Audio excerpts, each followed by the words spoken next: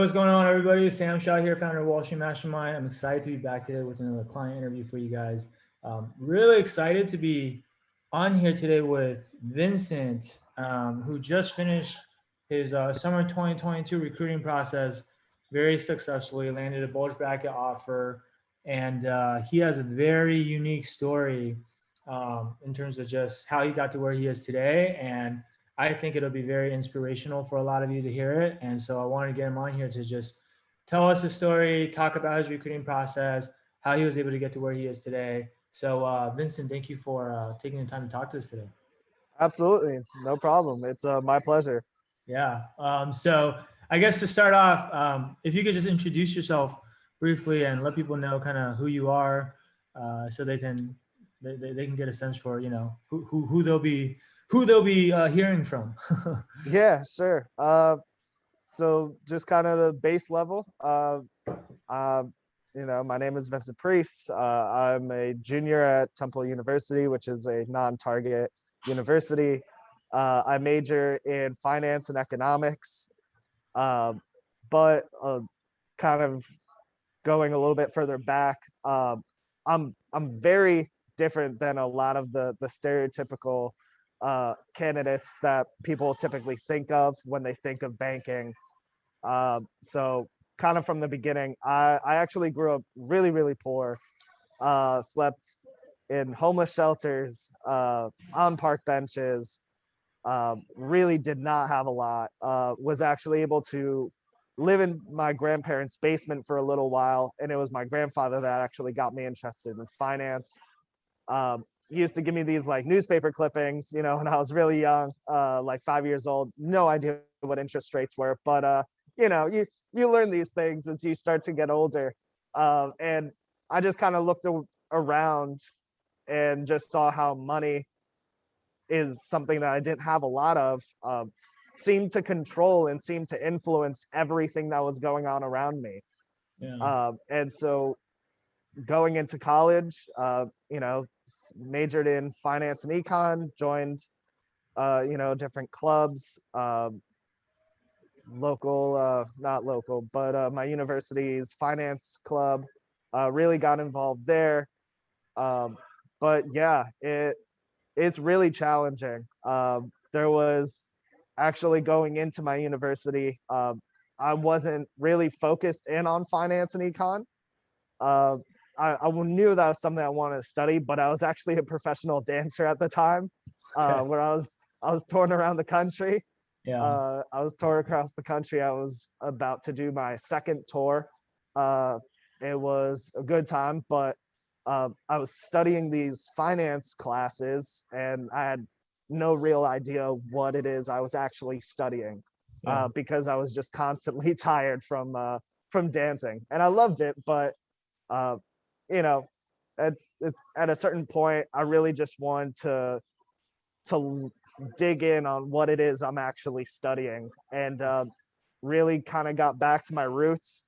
Really got back to why I was interested in finance, um, and it's something that moving forward, is really just driven me to this day. Yeah. It's not having a whole lot of money. I still don't have a whole lot of money. I'm still, I'm actually the one that's in charge of all my student debt. My name is on the paper, and it's a lot, Yeah. but it's all mine, and Because it's you why I you love you to study actually it. you actually originally went to a different and more expensive school, right? Yeah, If I remember yeah, correctly. absolutely. I actually transferred into my current university. I was a student at another non-target university, and I was paying about $60,000 a year. And now, when COVID hit, transferred, and I lost a lot of credits, but I gained, uh, I guess you would say, almost time. And I really used that time to my advantage, to really hone down on everything that I want to do. So, yeah, that's just a little bit about me. I'm Yeah. just happy to be here. Yeah. And you said, well, when you say you gain time, you mean like more time for recruiting because your Yeah, graduation date changed? Okay, got it. Yeah, that yeah, makes sense. But also you stopped having such a huge financial burden every year in terms of having to pay $60,000 a year out of pocket for school because you don't have any financial support, right? Like No. your parents N- aren't paying for school for you like most people are. Uh, nope. you're like you mentioned earlier, you're paying for most of it with student loans. It sounds like. Yeah. Which is obviously a, a lot of people see it as risky, but when you take a look at what the return is on college, the return on college is a job, is a career. It's literally the net present value, of your job, and it's a huge investment up front, and that's really scary. But I'm very confident in education and making that initial investment, and I knew that it's going to be worth what I'm going to be doing soon, so I just see it as a worthwhile investment. Well, and now you've been proven right. Now that you have this job, Yeah. you're going to be working in banking, and I mean, everyone just raised their pay recently too. So Yeah. we'll see what you make your first year all in, but I imagine it's going to be 175 to 200 plus even potentially depending on your bonus. Yeah. Um, Yeah, I'm excited. yeah, I mean, if someone coming from your background and your profile to be able to make 200 plus or minus your first year out of school, I mean, that's probably just in your wildest dreams. You probably didn't even expect that, right? No, I you know when I was growing up, I have a brother, I have a sister, I even have a stepsister. My dad remarried. And when it was just my dad, my sister, and my brother, and myself, my dad was only making like 50K a year to support three kids and himself. And there Wow. was a lot of days where he would go without food, just so that we could afford spaghetti, just so that we would have like the bare essentials of, just to live, and I knew, when I was younger, that we didn't have a whole lot. But even just talking to them now, the ability to be able to look at what they've done, and what my parents have been able to give to me, and also for me to be able to take a look at that and almost exceed that, tremendously, especially in the pay world. I'll never have to worry about going hungry. And that sounds super simple, but it's something that, is constantly on my mind. Even though I'm at college, even though I'm surrounded by fantastic people, really helpful people, and I recently just finished up a banking internship, and so I have a little bit saved up. But going hungry was something that I unfortunately always thought about. Yeah. Um, so now it seems super simple that I won't ever have to think about that, but it's Right.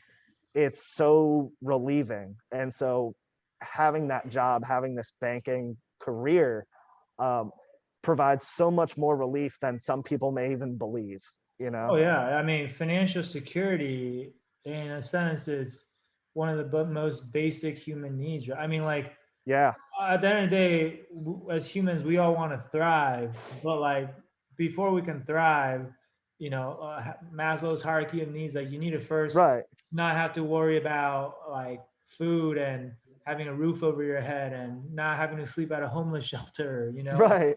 and then it's like being able to provide for not just for yourself but also the people around you, like your spouse, your kids, like your parents, like your siblings, Yeah, people that you love and care about. I mean, we all kind of at the end of the day just those are the things that we all want, right? right. And unfortunately, like in today's world, it's not something that everybody has. No. But that's why it's so important to just really do everything you can to get the best career possible. Not because like the career in and of itself is what defines you, but it just affects so many other Hmm. aspects of your life, like your quality of life and your family's quality of life, right? Yeah, it really Um, does. but I mean, that's super inspirational, dude. That I mean, you literally you went from growing up, spending time in a homeless shelter, to now making it onto Wall Street. Like, there's not going to be too many stories like that out there. I guess I have a saying, or I probably didn't make this up. I don't know where I heard it, but I really believe in it, which is exceptional people do exceptional things, right? And I think one thing that I really want to ask you about is, you know, what made you, someone like you from your background who's already, paying your own way through college, you don't have a lot of money, you have all the student debt that you knew you were going to graduate with, probably what, like over $200,000 worth of student debt, at least before you transfer. I don't know what it is now, but back then it was, It's yeah, yeah, it's scary. yeah, like $60,000 a year times four is 240, right? And so even if we just use that number, almost $250,000, like most people in your situation, I feel like would not have invested in a program like Wall Street Mastermind because they're just gonna look at this program and be like, you know what, this program was great, but like I just can't afford it or whatever, right? And people get scared and they kind of let that fear stop them from investing in themselves. What was it that made you kind of make this investment and take that leap of faith and just bet on yourself when most of the people wouldn't? Because going back to the reason why I'm asking this is like going back to what I just said, like 30 seconds ago, like I don't think you'll find many uh, examples of people who grew up with your background who then ended up having the level of success that you had.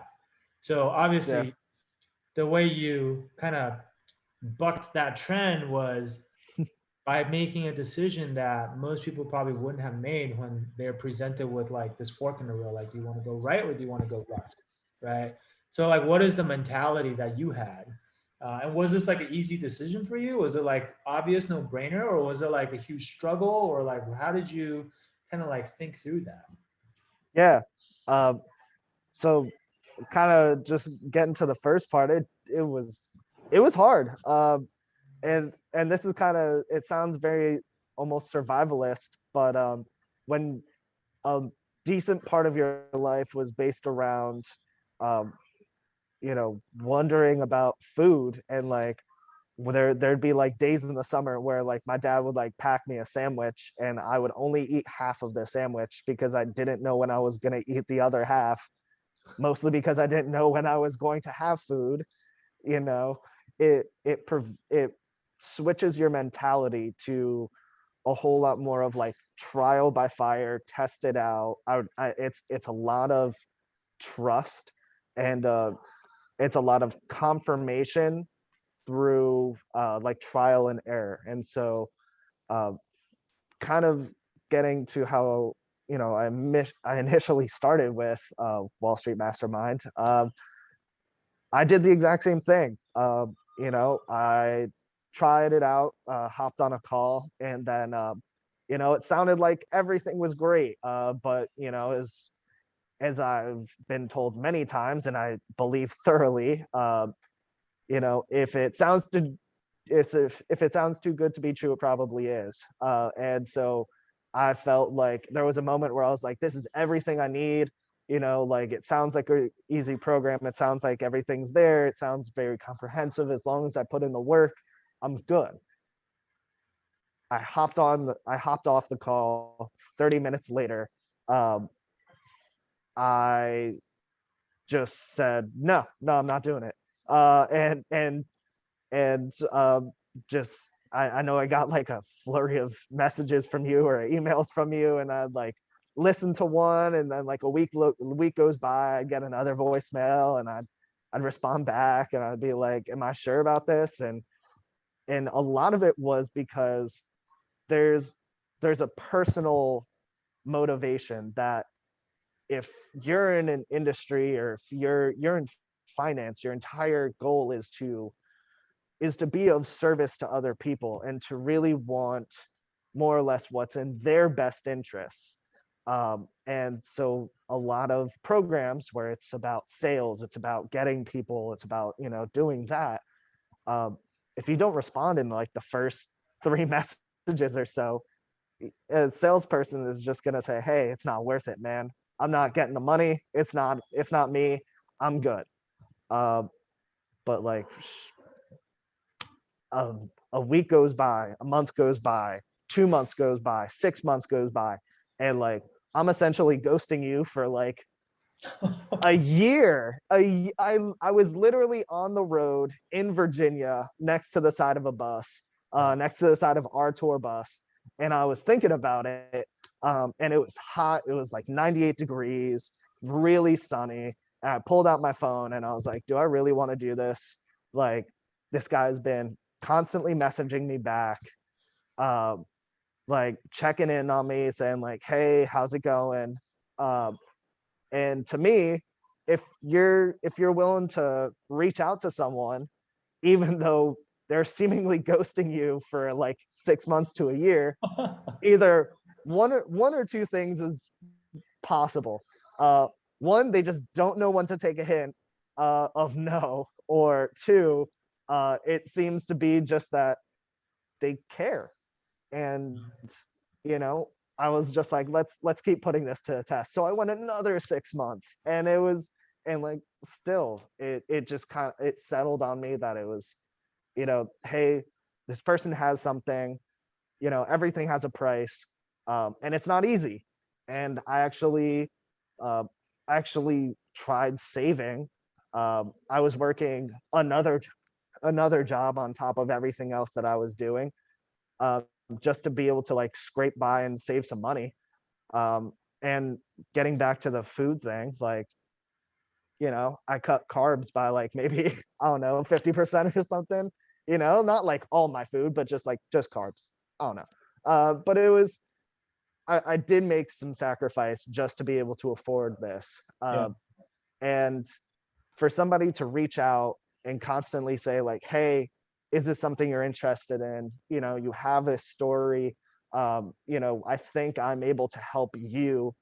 um, as long as you're able to put up the price, then we can get started.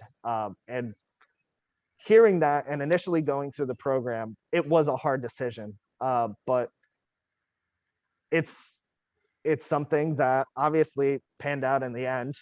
So like that's a nice little ending.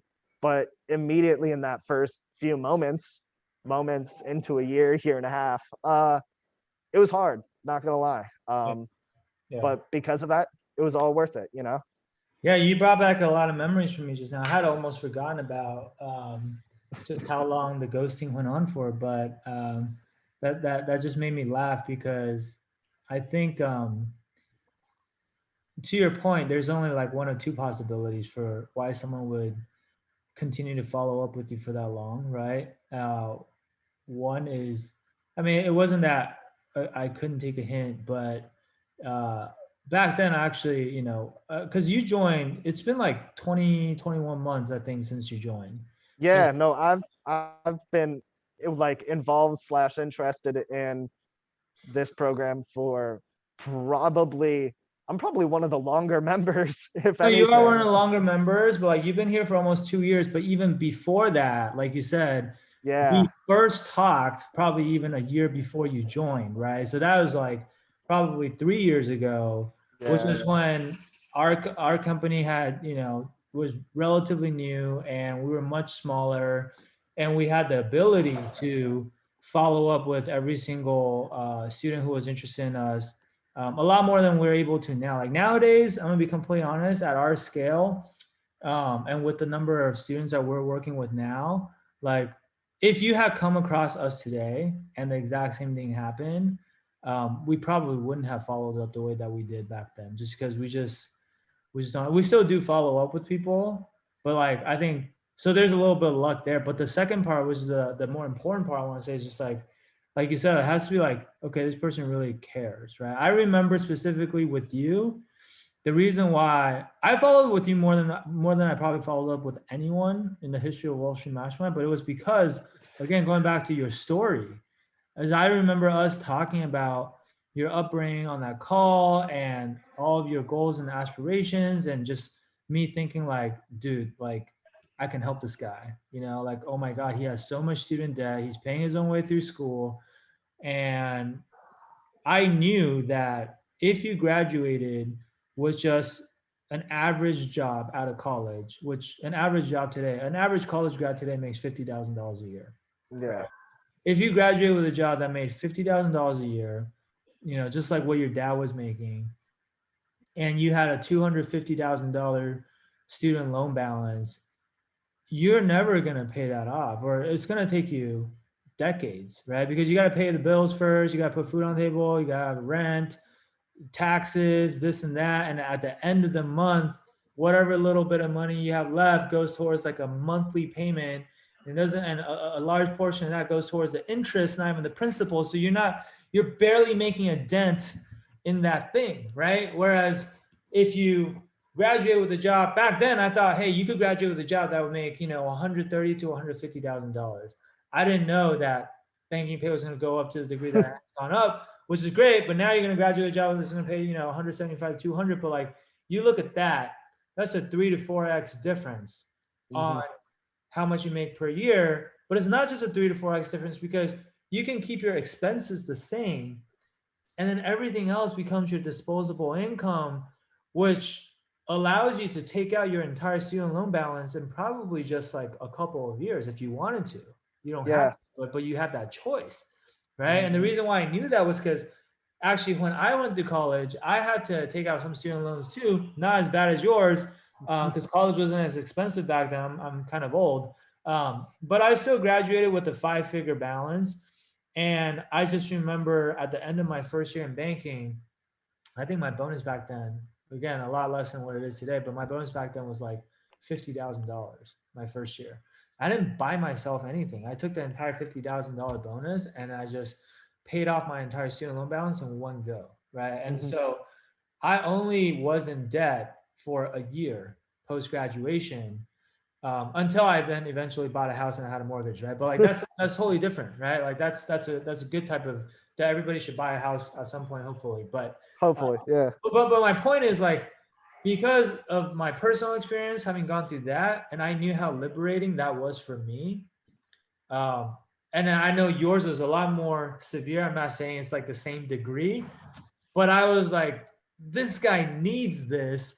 I know for a fact that I can get him a job. Um, but I know he's just scared right now. And I understand why you're scared, because I would be scared too if I came from your background, and I would probably have a scarcity mindset. And to be honest, back when I was your age, if I was in your situation, I don't know if I would have made the decision that you made, which is why it was just why I said, like, exceptional people do exceptional things. Like, I think it was extremely brave of you to eventually, after a long period of being skeptical and being afraid and whatever, like, the bottom line is when it really mattered, you pulled the trigger and you took that leap of faith, right? And then now here we are today having this conversation. I actually envisioned this when you said, I was like, you know what? This would be an amazing story if and when we got you the job, because we would be sitting here talking about your story and how you overcame all this, right? Yeah. Wow.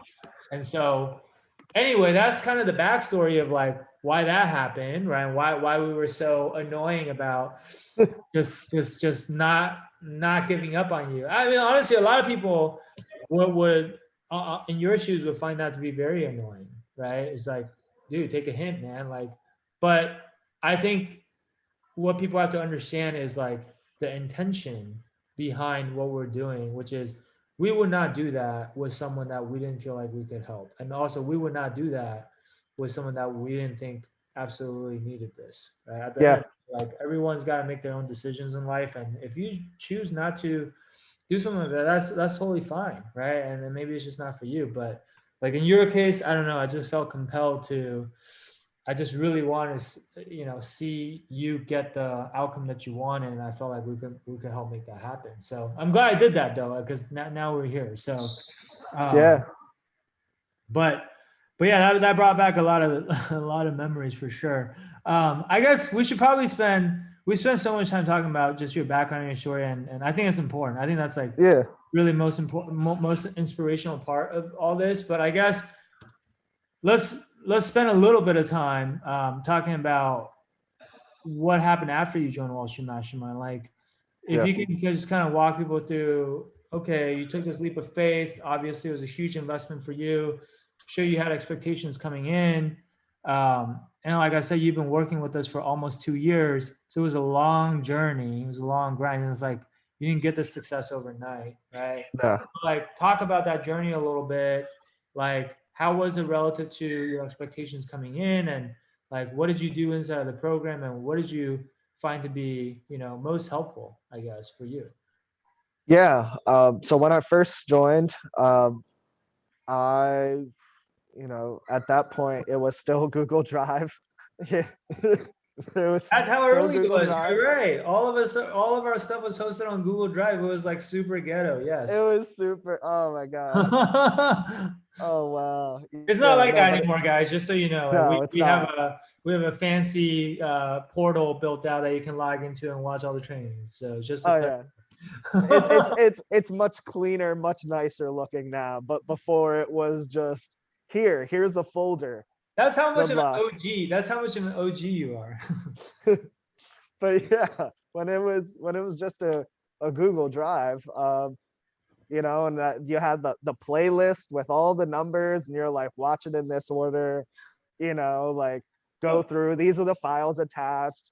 It looked like it looked like Einstein's notebook. It was just it was ridiculous. There was just so much, and I was just like, all right, but this is something I want to do. And so Yeah. um, first weekend after I signed everything, paid everything, I was like, all right, let's get serious. And I can tell you the first week, every single day that I took a shower, every single morning that I was brushing my teeth, I had videos on, and I had the videos going on in the background. I may not have been watching exactly what was going on, but I used it more like an audiobook. I was like, all right, let's get through this. Let's Yeah. like absorb it. Let's understand it. Yeah. And then the first roadblock I hit was the resume portion. And I can tell you hands down, when I first submitted the first copy of my resume, it was garbage. No, there's no way around it. And the reason I say it was garbage was because I just had no guidance.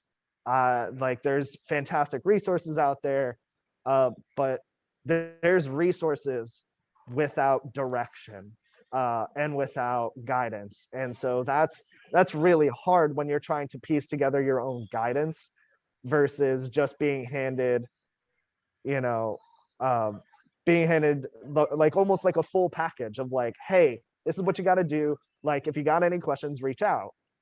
And I did that. That took me a little while. That took me about like a month or so, just to be able to get like a good starter resume together. Um, and then I kept going through that. And the next hurdle that I hit was networking, and that was the largest, most ongoing hurdle, all the way till the very end. That is not a hurdle that ever stops. It's something that you learn is just it continues to go. Once you get a job, it doesn't mean that you stop networking. Yeah. Networking is something that's constant, and that's something I also learned from this program. Um, lastly, it was the technicals. Real, there's a lot of different resources out there, but again, getting back to it, there's resources without direction.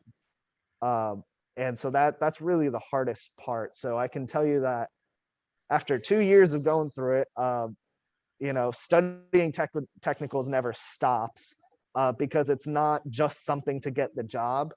It's something that you want to learn because this is something you're interested in. Banking is something you want to do. Finance is the career. You got to know these things. It's not just trying to memorize some Quizlet cards. At the end of the day, this is broken down in a very logical format. And that is something that's hard because every time you walk into an academic classroom, Yeah. they might be hitting you with information that you're like, oh, this is useful. And then you crack open, a textbook, or you crack open your laptop and you search for everything, and it's all over the place. You have no idea what's going on, not a whole lot of direction. So going back through all of it, there's just so many videos. There were all the videos on the Google Drive, and I can remember that getting back through it, I would send you like an email, be like, okay, I'm done with this week, send me the next one. And you'd send me the next one and be like, okay, what about the next one? And it Yeah. was like a good like 2-3 weeks in between all of them, because as much as I wanted to like jam pack it all in, there's two realities: one, constraint of time, Yeah. and two, constraint of resources. When I'm constrained with time and I'm constantly dancing and I'm, constantly doing class, that's a little bit challenging. And then constraint of resources, just mentally, it takes a lot of time if you really want to understand the material. You can memorize it and understand the logic and it makes a lot of sense. But to for you to really get it the way that a banker understands it and can have it in a fluent conversation, you're not going to get that overnight. You're not going to get that in a week. You're not going to get that with just going through a Yeah. Quizlet card. Yeah. It takes time. So yeah, that's kind of those three things, have really just been huge.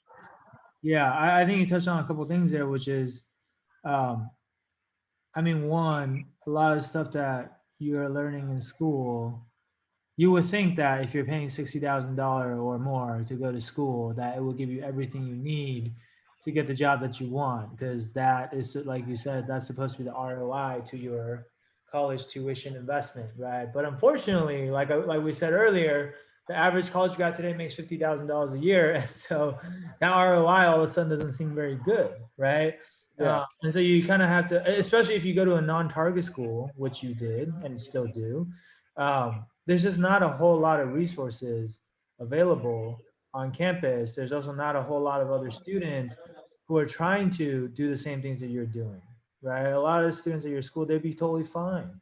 graduating with a $50,000 a year job, but maybe they don't have all the student debt that you have, right? Or whatever, or they're just not as ambitious, right? But I think that's one thing is like, okay, so you have to go out and find your own resources that will give you what you need.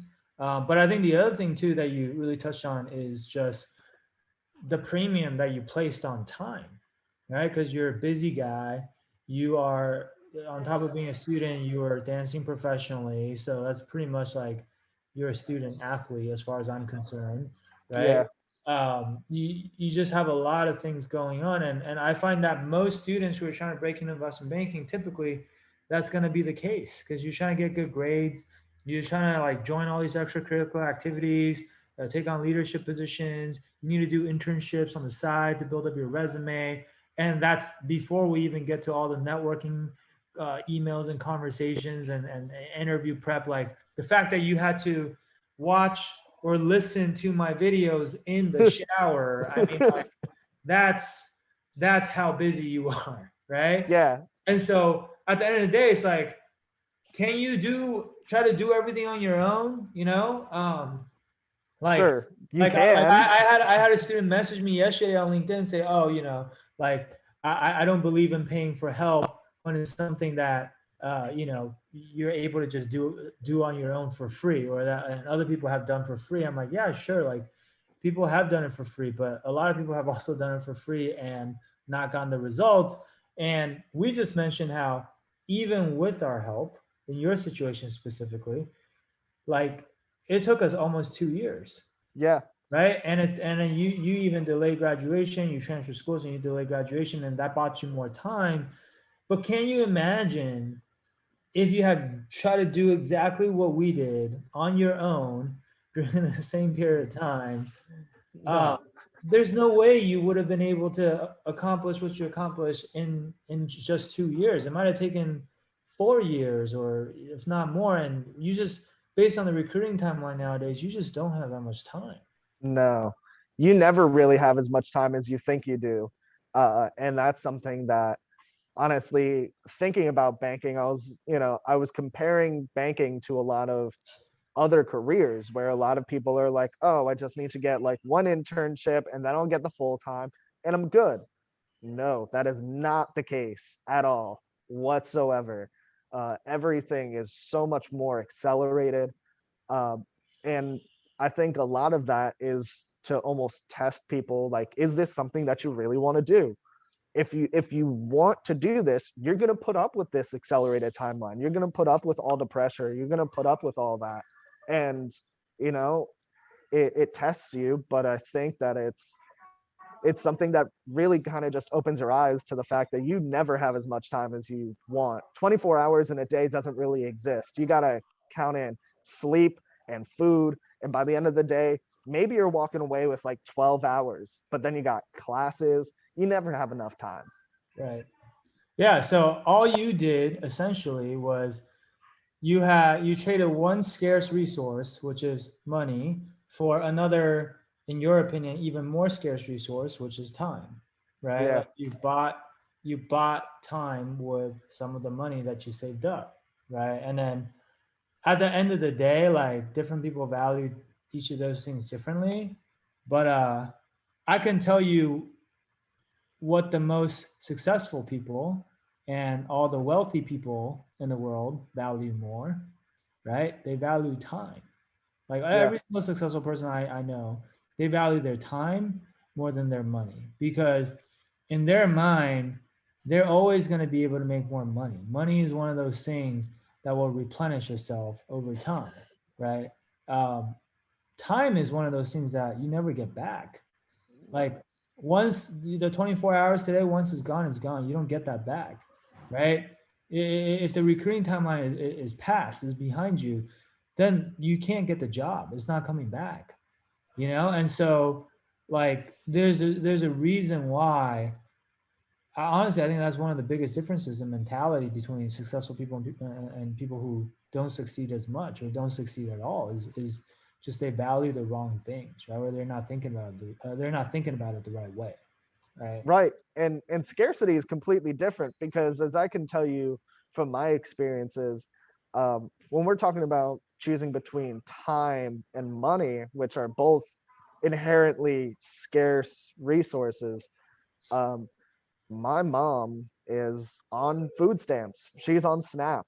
Um, and so when you're thinking about, are you going to have enough money to make it through a day Yeah, versus knowing that you'll at least have 24 hours in a day, that's a whole lot scarier, sure. because a lot of people think about, money versus time as having like $50,000 or like 24 hours. And so, like, depending on the resources and the amount of the resources, you might choose differently. But, it's inherently what do you value more? And coming from, you know, a position where my mom is still on food stamps and she still she's living on Yeah, $11,000 a year, yeah, you know, valuing time is a huge jump. yeah, And that's something that I believe in thoroughly. I believe in my time. And yeah. yeah, it's scary, man.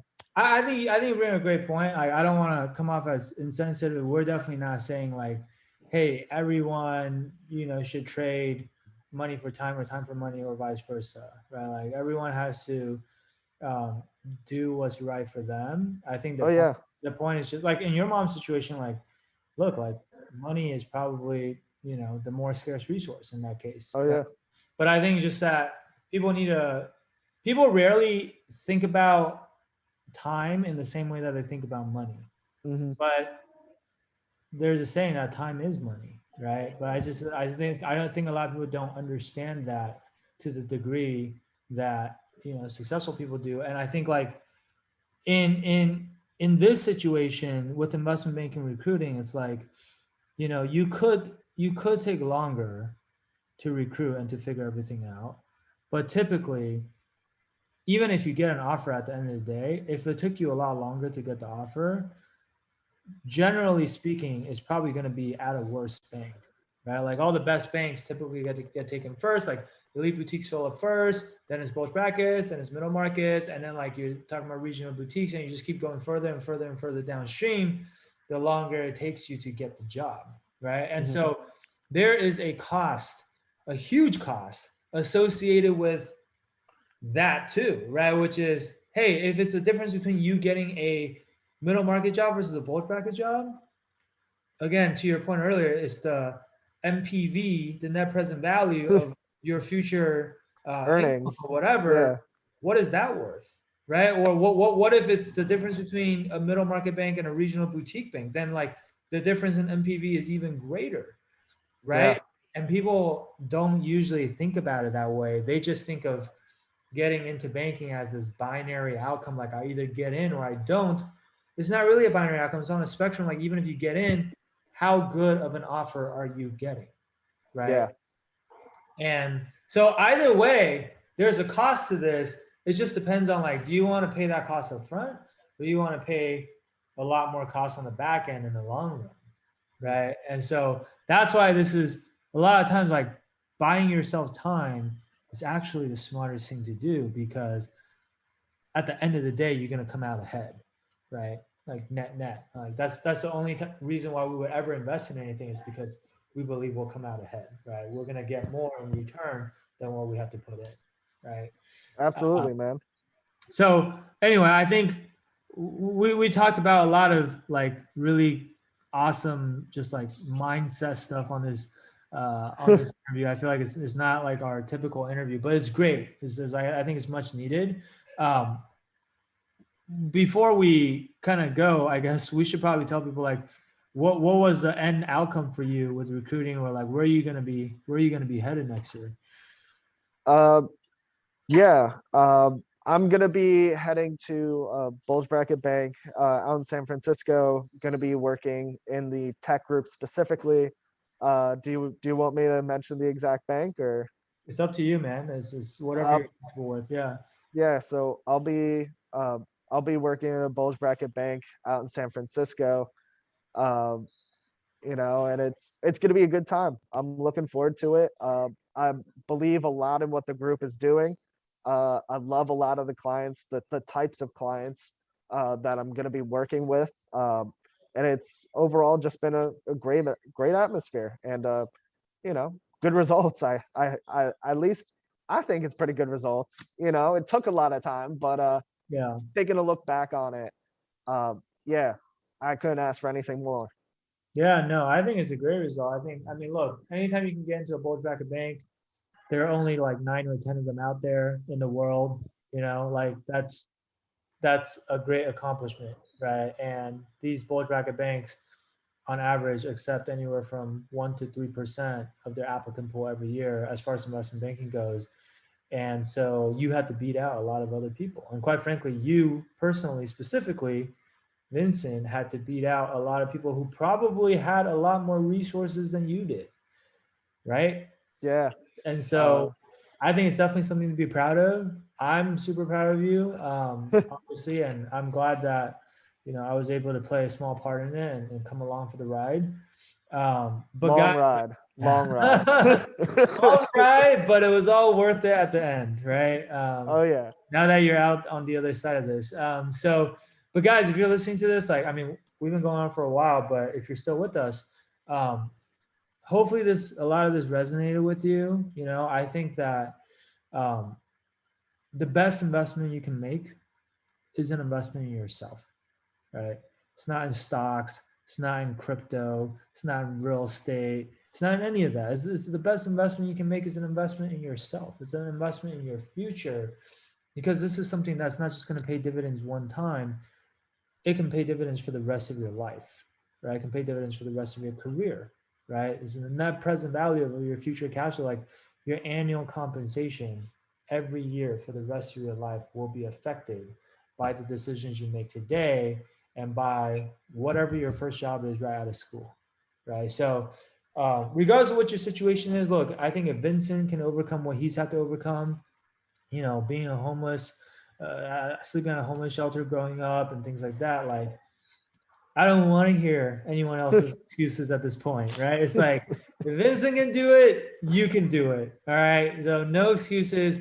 If you guys want help, if you want to be able to do this in the most efficient way possible, if you're super busy with everything that's going on already and you're not sure if you can juggle everything, or maybe you go to a non-target school and you don't have a lot of resources and friends and people around you who can help you out, then I want to invite you to reach out and just talk to us. I mean, and before you even talk to our team, we'll do even better than that. You can reach out and schedule what's called a virtual coffee chat with an alumni from our program. So not someone from our team, but just like another student like Vincent who's already gone through the recruiting process, just an upperclassman, and you can just pick their brain for 30 minutes or whatever. It's just like any other networking call you have, and get their advice on how they went through the process and what it was like and whatever else you want to talk about. And based on that, like even after that conversation, if you still want to talk to our team, then hey, we're happy to talk to you and see if the program is a good fit for you. But If after the virtual coffee chat you're like, no, this is not for me, then it's all good. You still at least got a networking conversation out of it, and hopefully that helps you, right? So if that's something that you're interested in, this virtual coffee chat, you can go to www.wallstreetmastermind.com/apply.